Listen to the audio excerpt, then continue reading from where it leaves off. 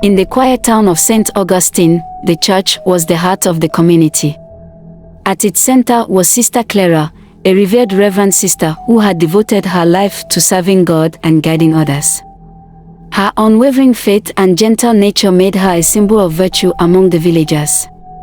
Samuel, a 20-year-old altar server, had been assisting Sister Clara for years. Bright and diligent, Samuel admired her deeply.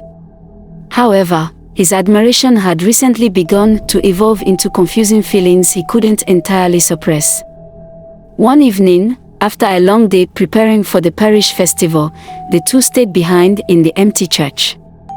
The candlelight flickered, casting shadows that seemed to mirror their own inner struggles. As they spoke, their conversation shifted from church duties to their personal lives. Sister Clara confided in Samuel about the loneliness she sometimes felt, a rare admission from someone so devoted. Samuel, emboldened by the vulnerability Clara shared, confessed his admiration for her. In a moment of silence, the unspoken tension between them became palpable. When he leaned in and kissed her, Clara froze, torn between her vows and the very human need for connection. What followed was a brief, unguarded moment that crossed all boundaries.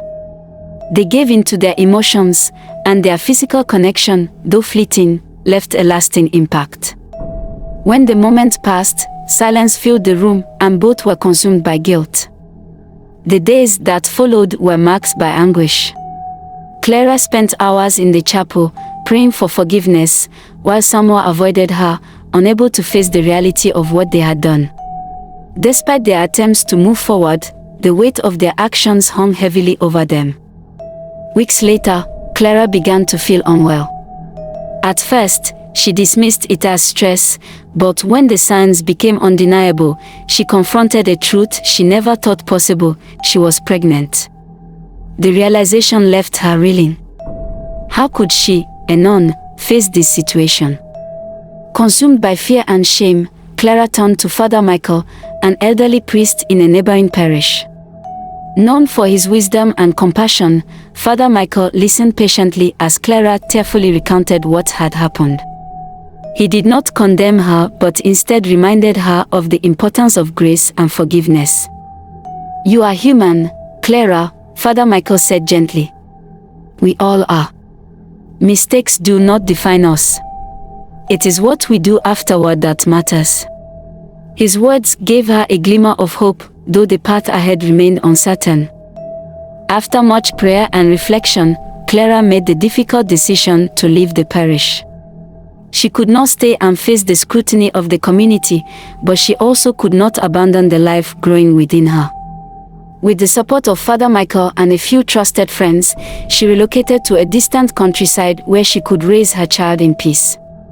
Samuel, devastated by the consequences of their actions, chose to remain at the parish. He sought penance through service, dedicating himself to helping the church and mentoring younger altar servers. His guilt drove him to become a better person, determined to learn from his mistakes. Years passed, and Clara found a new kind of peace. Her daughter became the light of her life, a reminder of the complexities of faith, love, and human fallibility. Samuel, too, found redemption in his own way, using his experiences to guide others.